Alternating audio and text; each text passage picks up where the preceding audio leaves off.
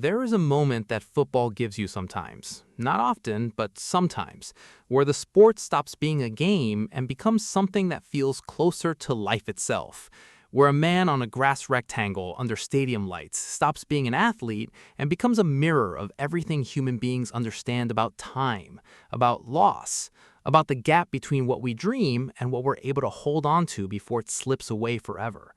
That moment happened on a Sunday evening at MetLife Stadium in East Rutherford, New Jersey. Brazil versus Norway, round of 16. And at the final whistle, with the scoreboard reading 2-1 in Norway's favor, with Erling Haaland having just produced one of the great individual performances in World Cup knockout history, Neymar da Silva Santos Jr. collapsed to the ground in tears.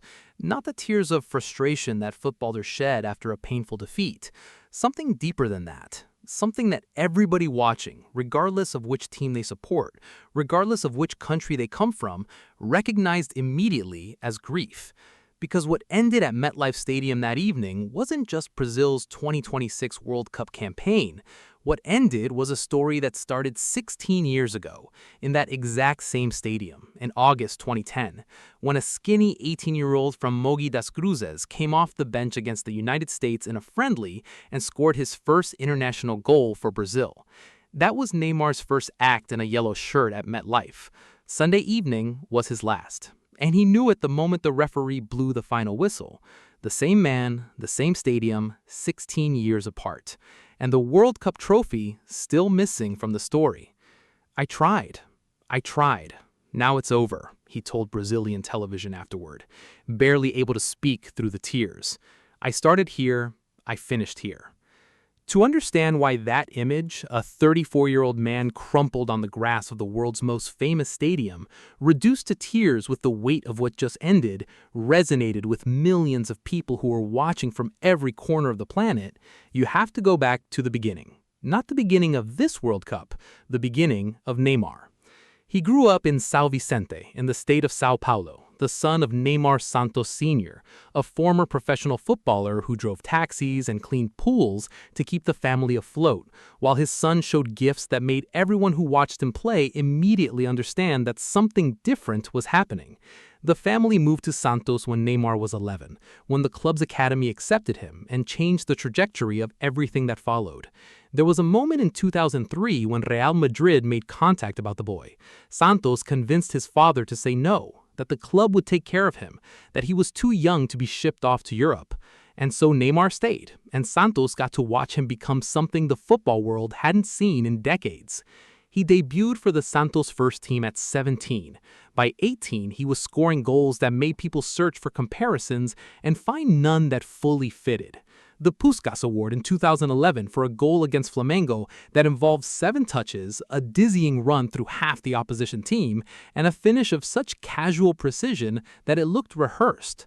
The Copa Libertadores that same year, the first time Santos had won South America's greatest club competition in 48 years, with Neymar at the center of everything. The Confederations Cup in 2013, where he won the Golden Ball and led Brazil to a tournament triumph in front of their own fans, the warm-up act for a World Cup that was supposed to deliver the 6th star that Brazilian football had been waiting for since 2002.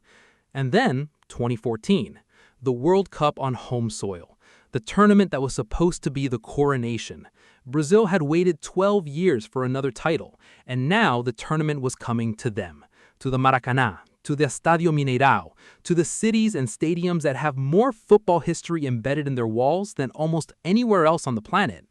Neymar was the player Brazil built their entire campaign around, the one they needed most, the one who carried the weight of an entire country's expectations with a lightness that seemed almost superhuman. Then, Colombia, a quarterfinal that Brazil won, but that Neymar didn't finish. A knee to the lower back from Juan Camilo Zuniga fractured his 3rd lumbar vertebrae. He stretchered off the field crying in pain so severe that the image of his face in that moment became one of the defining photographs of that entire tournament. He later called it his worst moment of his life.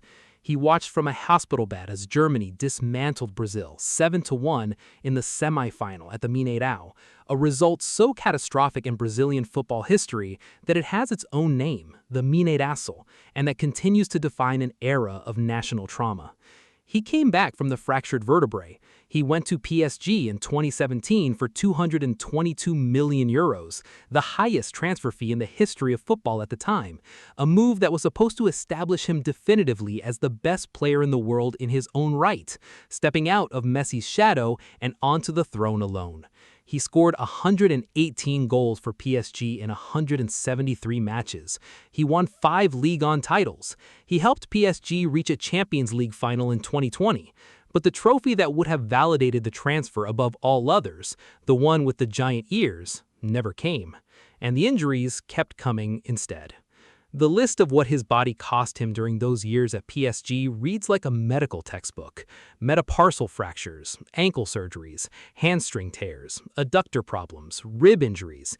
He missed 119 matches for PSG across his 6 seasons there, roughly a third of all the games the club played during his time. Every time a major match approached, the question about whether Neymar would be fit enough to play it became the defining subplot of the tournament or the cup run. And enough times, the answer was no. The 2018 World Cup in Russia brought fresh hope and fresh heartbreak. Neymar, returned from his latest injury in time to play, was electric in moments and was also the target of constant criticism for the theatrical nature of some of his falls and reactions to contact on the pitch. Brazil reached the quarterfinals and were eliminated by Belgium, a result that stung but that still felt like a foundation for 2022. In Qatar 4 years later, Brazil looked like the best team in the tournament during the group stage and much of the knockout phase. And then Neymar himself led from the front with a stunning individual goal in extra time against Croatia in the quarterfinals, a goal of such elegance and precision that it seemed to be the moment the script was finally resolving itself the way it was always supposed to. Brazil led. The trophy was in reach. And then Croatia equalized in the last seconds of extra time, won the penalty shootout, and Neymar sat on the grass in Doha with his face in his hands, crying again, while Croatian players celebrated around him. What happened next pushed even the most loyal Neymar supporters to their limits of belief in his story. The transfer to Al Hilal in Saudi Arabia for €90 million in August 2023, a decision that most observers interpreted as the final chapter of his elite career. Then, just weeks into his time in Riyadh, a Brazil qualifier against Uruguay. Neymar went down clutching his left knee. The diagnosis that came back was the one every footballer dreads more than any other. Torn anterior cruciate ligament, torn meniscus, full reconstruction required, a year minimum of recovery if everything went perfectly. He was stretchered off the pitch and didn't return to competitive football for Al Hilal. The club that had paid €90 million for him terminated his contract after just 7 appearances. And at that point, the conversation in football stopped being about when Neymar would return to form. It became a question of whether he would return at all. In January 2025, he went home. Santos, the club where it started, the club that produced him, the place where the Urbano Caldeia Stadium erupted when he walked back through the doors for the first time in 12 years. 20,000 people gathered to welcome him home. Mobile phones lit up across the stands. Grown men crying in the terraces. He posted on social media simply, like going back to the beginning. He said it was the only place that could give him the love he needed to prepare for one final challenge. The challenge was clear, the 2026 World Cup. His last chance, the only thing missing from a career that contains more than 400 club goals, 80 international goals, a Champions League title, 5 League 1 championships, a Puskás Award. The only thing that would have settled, once and for all, the question that has followed every stage of his career. Was Neymar truly great? Or did injury and circumstance conspire to prevent us from ever seeing the definitive version of what he could have been? When Ancelotti named him in Brazil's final 26-man squad on May 18th in Rio de Janeiro, Neymar's reaction said everything about what the moment meant to him. He couldn't stop crying all night, he told journalists afterward. He was sitting with his wife and his daughters when the call came and he couldn't hold himself together. 3 years of injuries, 2 surgeries, a return to Santos rather than the comfortable retirement in Saudi Arabia that his bank account could have sustained indefinitely. All of it had been aimed at this one outcome. He was going to the World Cup. He arrived at the tournament carrying a nagging right calf injury he'd sustained in May at Santos, a problem that kept him out of Brazil's opening matches against Morocco and Haiti.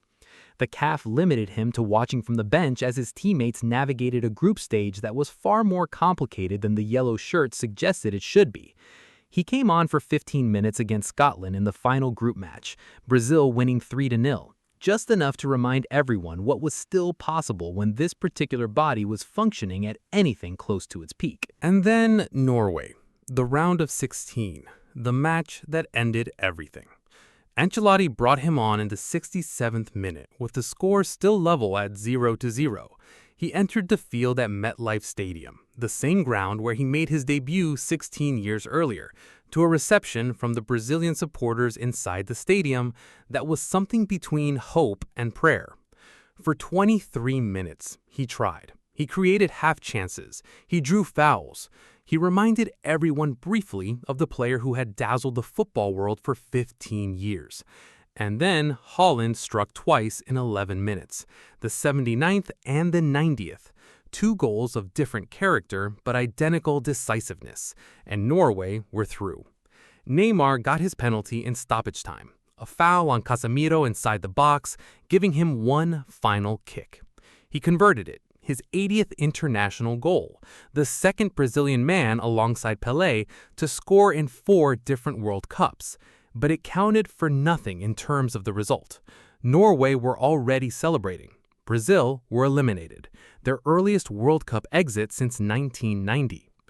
After scoring, he had a brief exchange with Norway's goalkeeper, and the moment attracted criticism from some observers who felt it was inappropriate given what the scoreboard said. But in the broader sweep of what followed, that detail feels small. What matters is what happened after the final whistle. Neymar slumped to the ground. His teammates gathered around him, and he cried in a way that made it clear to everyone watching that this wasn't just a bad night's football. This was the end of something he had spent the better part of his adult life chasing. Brazil's last World Cup title came in 2002. Neymar was 10 years old. He has been through 4 tournaments since then, through fractured vertebrae and torn ligaments and 1,000 nights of rehabilitation in physiotherapy rooms while the rest of the world moved on around him, always telling himself and anyone who would listen that the World Cup was still coming, that his body would hold together long enough for Brazil to go all the way. It didn't. And on Sunday evening at MetLife, standing on the exact same grass where the whole journey started, he finally acknowledged what his body had been telling him for years. I started here, I finished here. His international career is over. 130 appearances for Brazil, second only to Cafu on the all-time list. 80 goals, more than any Brazilian man in history. 3 more than Pelé, the man who is still considered the greatest to ever wear the yellow shirt. 5 World Cups worth of memories, 4 of them as a player, 1 as a 10-year-old boy who watched the celebrations from São Vicente and decided that was what he wanted for himself. In the mathematics of legacy, Neymar ends his Brazil career with records that may stand for another generation. In the emotional accounting that football eventually demands of every great player, there is a gap that no number of goals or assists can fully close. Pelé has 3 World Cup titles. Ronaldo of Brazil has 2. Neymar has none. And that is the fact that his tears on the graph at MetLife were about. The fact that the football world will wrestle with for a long time when it tries to place him among the very greatest Brazilians who ever played this game. This is still the biggest tournament on the planet, and the remaining matches will produce their own memories and their own tears of joy and devastation. But there will not be another moment in this World Cup quite like the image of Neymar on the grass at MetLife Stadium. The boy from Mogi das Cruzes who became Brazil's greatest international scorer, ending his World Cup story in the same place where it began, with the only trophy that ever mattered to him, still somewhere in the distance. What do you think? Does Neymar's record as Brazil's all-time top scorer, his 130 caps, and everything he produced across 4 World Cups make him one of the genuine greats of this sport, regardless of the title that was never won? Which moment from his entire international career do you think will be remembered most clearly in 20 years? And given everything Brazil's football program now has to rebuild from this point forward, with a new generation already stepping forward, how long before the Seleção return to a World Cup final? Let us know in the comments. And if you're watching this tournament the way we are, make sure to subscribe so you don't miss a moment of what comes next. This story is still developing, and as always, football never stays quiet for long. See you in the next one.